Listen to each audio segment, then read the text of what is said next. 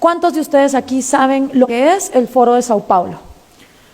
No tienen que levantarme la mano, pero respóndanselo ustedes. Gustavo nos acaba de enseñar muchos de los síntomas de lo que ocurrió en Venezuela. Ahora yo les voy a explicar de dónde viene esto, porque no surgen estas cosas por casualidad, ¿sí? No es de que de la nada está pasando todo esto. Todo esto es una estrategia muy bien armada que se va pensando por décadas, y por eso es imperativo saber lo que es el Foro de Sao Paulo. Una amenaza sea mucho más fácil de ser infiltrada. Este señor está hablando en el año 1998, ¿ok? Como muchos cubanos le dijeron a los venezolanos, tengan cuidado porque Chávez se escucha igual que se escuchó Fidel Castro a principios de los 60. ¿Y qué hicieron los venezolanos? Se burlaron de los cubanos. Les dijeron exagerados, les dijeron estás en fantasía, Cuba es una isla, nadie puede ir a rescatarla. En cambio Venezuela es vecina de Colombia, es vecina de Brasil, eso aquí no va a pasar. Y créanme que creo que hoy por hoy está mejor vivir en Cuba, que no es que sea un paraíso, a estar en Caracas. Entonces nadie aprende en pellejo ajeno, ¿sí? Si podemos regresar a la infografía que yo tenía antes. Si todos aprendiéramos en pellejo ajeno, los chinos, antes de seguir a Mao, hubieran aprendido de la miseria que estaban viviendo los rusos en los gulags. Si todos aprendiéramos en pellejo ajeno, los vietnamitas hubieran aprendido de los chinos y de los soviéticos. Si todos aprendiéramos en pellejo ajeno, los cubanos hubieran aprendido de los soviéticos, de los chinos y de los vietnamitas. Si los venezolanos hubieran aprendido en pellejo ajeno, hubieran aprendido de los cubanos, etcétera, etcétera. Entonces nunca nos creemos el cuento. Eso aquí no va a pasar. Y para uno no quedar como un paranoico, que lo que está es montando una teoría de conspiración, vamos a hablar con hechos y con realidades. Pero el populismo que actualmente estamos viviendo en América Latina sí tiene una fecha de nacimiento, y es el Foro de Sao Paulo en 1990. ¿Por qué? Porque en el momento en que Fidel Castro es exitoso y trae el comunismo por primera vez a América Latina en 1959, el resto de países latinoamericanos lo que hicieron fue un copy-paste de guerrillas marxistas. Guerrillas en Guatemala, en El Salvador, en Nicaragua, Perú, en Uruguay, donde participó Mujica, guerrillas en Argentina y por supuesto la guerrilla más multimillonaria de todas, las FARC en Colombia.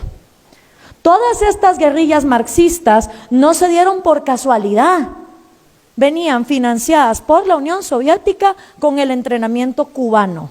Pero pasa algo en 1990, resulta que se cae el muro de Berlín y la Unión Soviética se desploma y ya no hay mama soviet que pague dinero para las Kalashnikov, para los bombazos, para los secuestros, para todo lo que requiere un armamento guerrillero y enfrentarse contra el gobierno. Fidel Castro se empezó a dar cuenta que la Unión Soviética estaba colapsando desde 1987 y empieza entonces a ver cuál va a ser la estrategia para postergarse en el poder, porque Cuba es una isla que necesita recursos que vengan de afuera. Y si no iba a estar la Unión Soviética, ¿cómo iba a sobrevivir Castro en el poder? Entonces, busca a un joven marxista, sindicalista, apuesto, carismático, súper querido, de una de las naciones más millonarias de América Latina, Lula da Silva, en Brasil. Y le dice, oye Lula, aquí va a haber un problema, porque la Unión Soviética va a colapsar. ¿Cómo vamos a hacer para seguir llegando al poder? Y organizan en el año 1990 en Sao Paulo, Brasil, el primer Foro de Sao Paulo.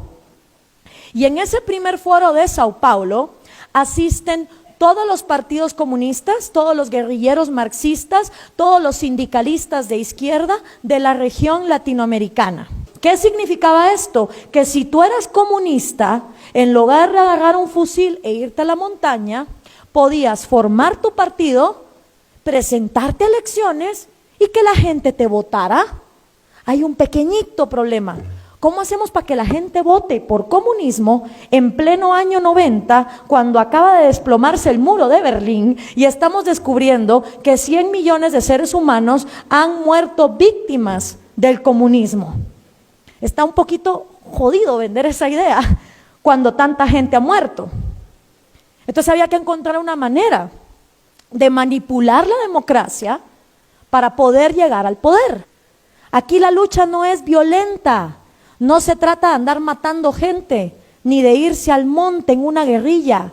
Aquí de lo que se trata es de hegemonía cultural, o sea, lavar cabezas.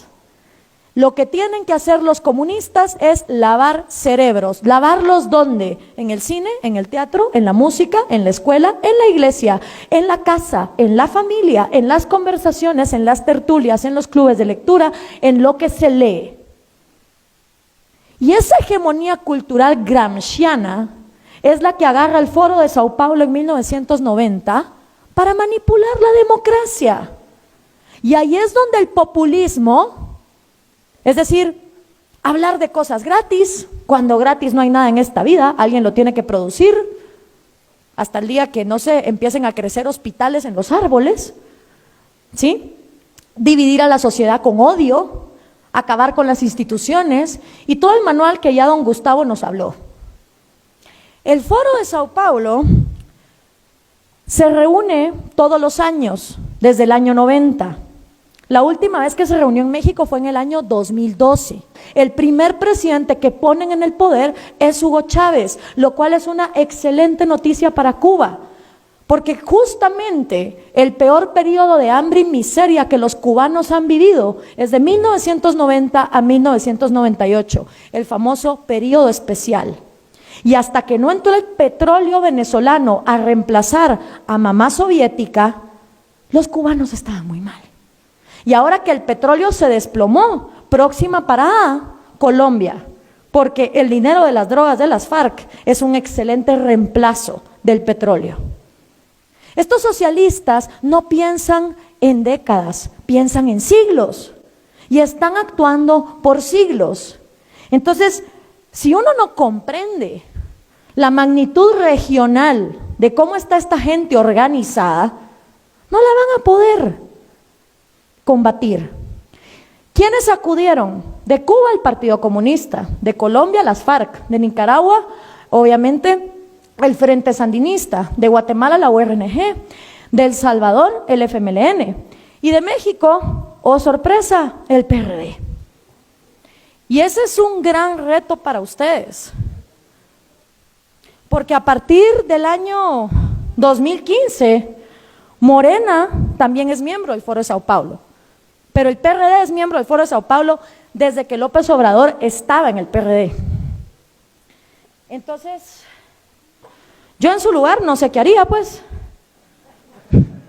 No, se los digo de verdad, porque si un partido hoy por hoy es miembro del Foro de Sao Paulo, lo que le está diciendo al mundo es: el socialismo del siglo XXI es la vía. La dictadura venezolana es lo que hay que emular. Vamos para allá. Un partido que hoy sea miembro de este foro está dándole aplausos y espaldarazos al genocidio que está ocurriendo en Venezuela. Y si ustedes salen a decir, Morena es miembro del Foro de Sao Paulo, ¿qué van a hacer cuando les digan y el PRD también? Por eso es importante entender si vamos a ser congruentes, como se dijo aquí antes, y si no van a llevar el populismo destructivo al poder. Ver qué se hace con esto.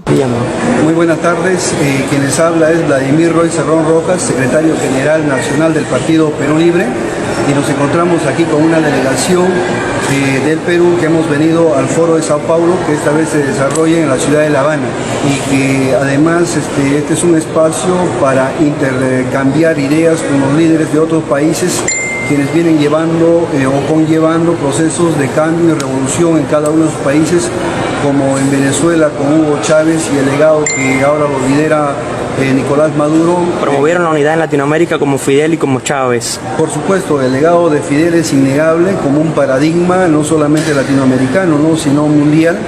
Y más aún en este momento donde atravesamos el Plan Cóndor II, que significa el ataque mediático o el desprestigio mediático de los líderes. La Fidel evidentemente sigue siendo un gran paradigma Fidel sigue siendo un ejemplo vivo en nuestra sociedad y Fidel nos enseñó que luchar por una utopía es en parte construirla, es decir, vamos tras un legado, así nos digan que es una quimera o es una fantasía.